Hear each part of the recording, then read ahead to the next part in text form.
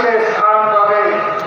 আসুন ঐতিহাসিক বিশ্ব জাকের মসজিদ দরবার শরীফ থেকে, পূর্ণ পবিত্র পুরুষ শরীফ থেকে নবী পাকের শানে সালাত ওয়া সালাম পাঠ করুন। আল্লাহুম্মা সাল্লি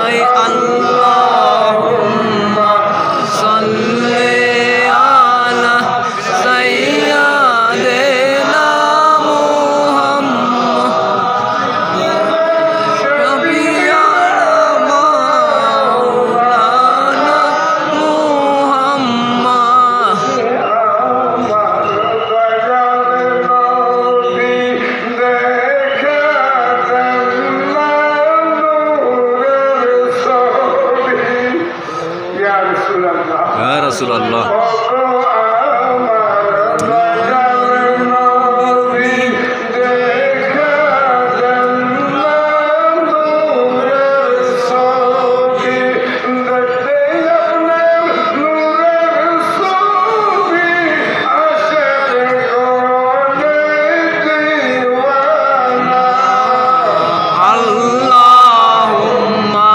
صل على سيدنا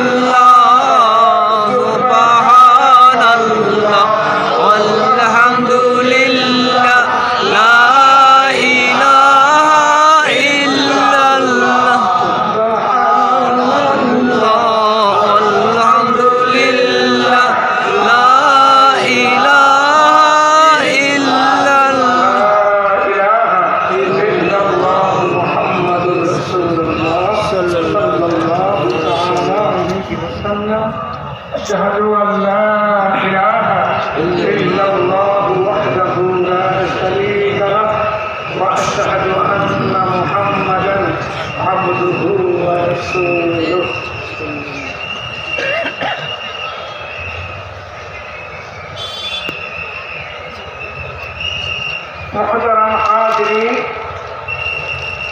জাকিরিন, আশিকিন, শাকিরিন, মুহিব্বিন, সুন্নি তরিকতপন্থী মুমিন মুসলমান ভাইরা, আমাদের পরম শ্রদ্ধেয় পীর কেবলা আজম সৈয়দ হুজুরের নির্দেশিত স্থলাভিষিক্ত আলহাজ হযরত খাজা মিয়া ভাইজান মুজাদ্দিদি সাহেবের হুকুমে আমি অনাথন আপনাদের সামনে মায়ের হাতে নিয়েছি। ভাইয়ের আমার, এই ঐতিহাসিক বিশ্ব জাকের মঞ্জিল দরবার শরীফে ওলি আল্লাহগণের মজলিসে, আশিকানদের মজলিসে, সুন্নি তরিকতপন্থী মুমিন মুসলমানদের মজলিসে অংশগ্রহণ করতে পেরে আপনারা খুশি না বেজা? খুশি। কারা কারা খুশি? মহব্বতের সাথে হাত উঠাও।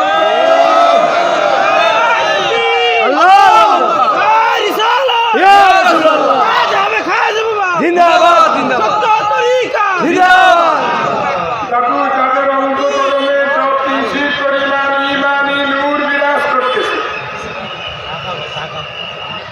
তাদের স্বভাব হল আল্লাহ আল্লাহ রাসূল সাল্লাল্লাহু তাআলা আলাইহি ওয়াসাল্লামের মজলিস দেখলে, ওলিয়া উলিয়াগণের মজলিস দেখলে, আশিকানদের মজলিস দেখলে তাদের অন্তর আত্মা যেন জীবিত হয়ে যারা মুর্দা কলম জিন্দা রাস মুনাফিকের দল, তারা এই ধরনের নেক মজলিস দেখলে, ওলিয়া উলিয়াদের মজলিস দেখলে, আল্লাহ আল্লাহ রাসূলের মজলিস দেখলে তাদের চেহারা কালো হয়ে যায়। ঠিক। দাদু গভীর মনোযোগ। পৃথিবীর বিখ্যাত তাফসীরে কবীর শরীফের মধ্যে সূরাতুল ফাতিহা শরীফের তাফসীরের মধ্যে ইমাম ফখরুদ্দীন রাজি রাহমাহুল্লাহ তিনি একখানা দলিল পেশ করতেছেন। লা তাফাক্কারু ফি যাতিল্লাহ ওয়া তাফাক্কারু ফি খালকিল্লাহ। তোমরা আল্লাহ পাকের জাত নিয়ে গবেষণা করিও না, তোমরা আল্লাহ পাকের সৃষ্টি নিয়ে গবেষণা করো।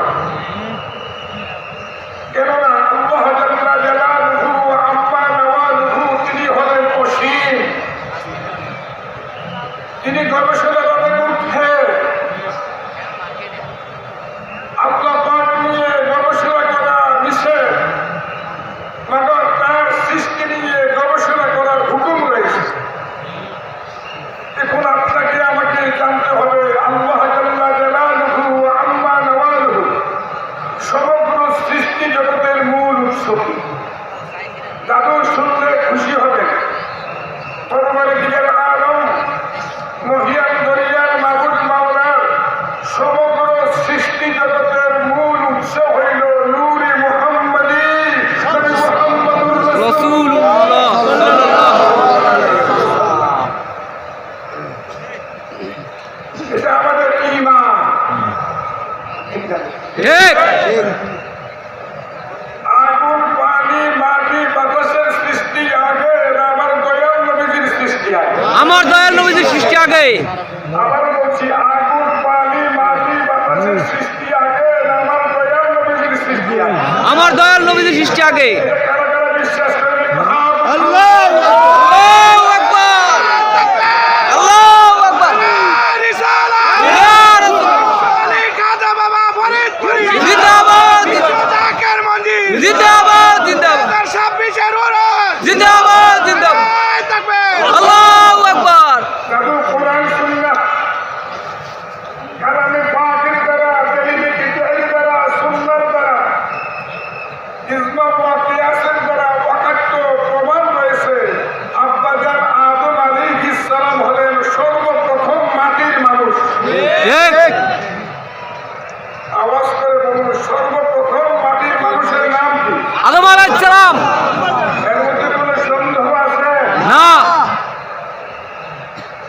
দাদু তিনি হলেন আবুল বাশার, সমস্ত মানব জাতির পিতা।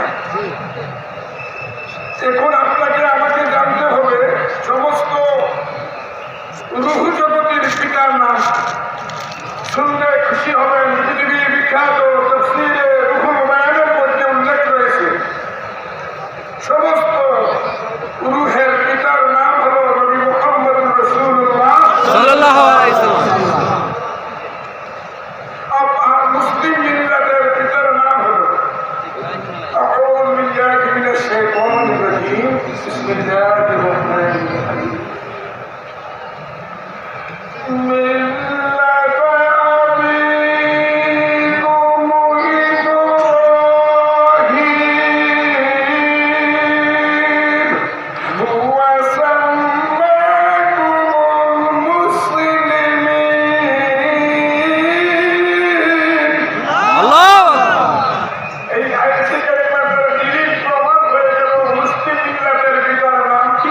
ইব্রাহিম খলিলুল্লাহ।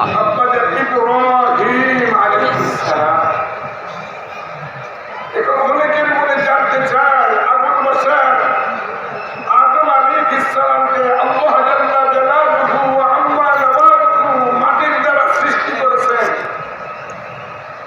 এটা আমাদের তো একজন আদিম মাতা রয়েছে যিনি হলেন আম্মাজান হাওয়া আলাইহিস সালাম। তিনি কিসের সৃষ্টি? দয়াল নবীজি ঘোষণা দিচ্ছেন দালিল দালিল খুলিকাত মিন দিলইন। আব্বাজান আদম আলাইহিস সালামের বাম পাজার ও হাতের দ্বারা মা হাওয়া আলাইহিস সালামকে সৃষ্টি করা হয়েছে। দাদু আমরা অনেকেই জানি দয়াল নবী রাসূল পাক সাল্লাল্লাহু তাআলা আলাইহি ওয়াসাল্লামের সাথে ফরমান আউয়ালু মা খালাকাল্লাহু নূরি। আল্লাহ জাল্লা জালালুহু ওয়া আম্মা নাওয়াতুহু আমার নবী নূরকে সর্বপ্রথম সৃষ্টি করেছেন।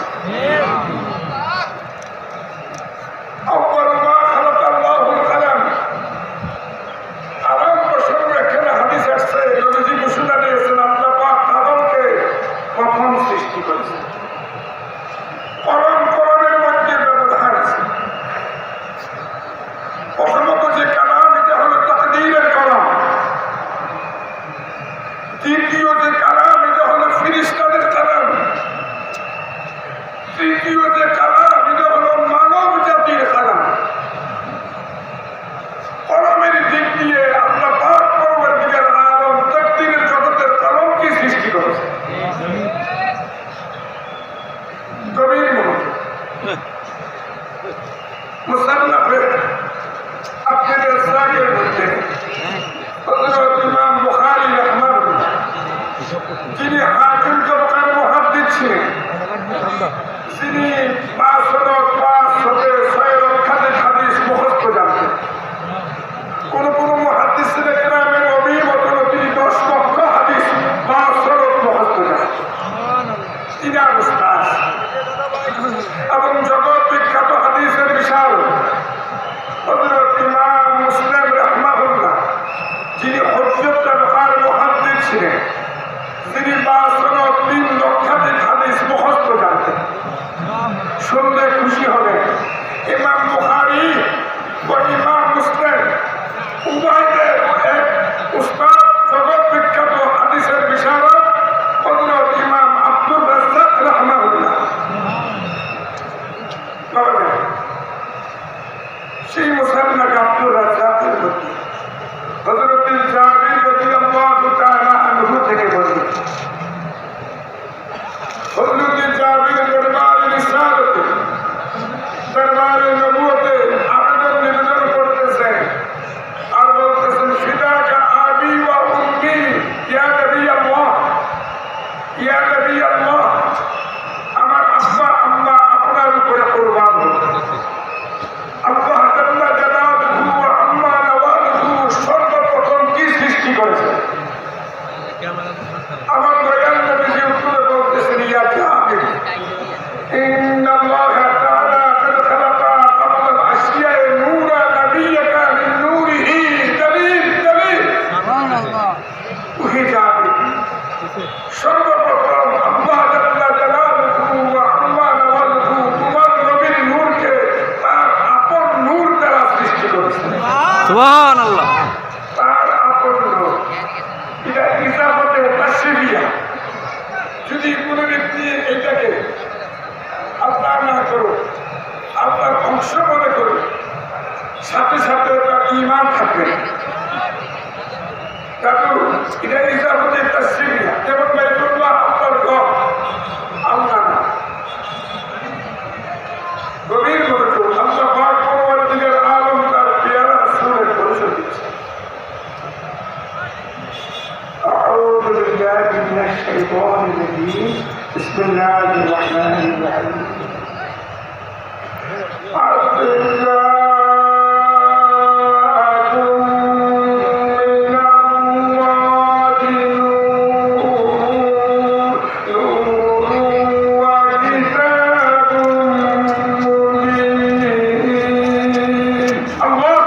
আল্লাহু আকবার। যা তিনি আসিয়াছেন কোন তোমাদের হিসেবে মিনাল্লাহ, আল্লাহ হইতে, ওয়া কিতাবুম মুবিন এবং প্রকাশ্য 30 পারা কালামুল্লাহ।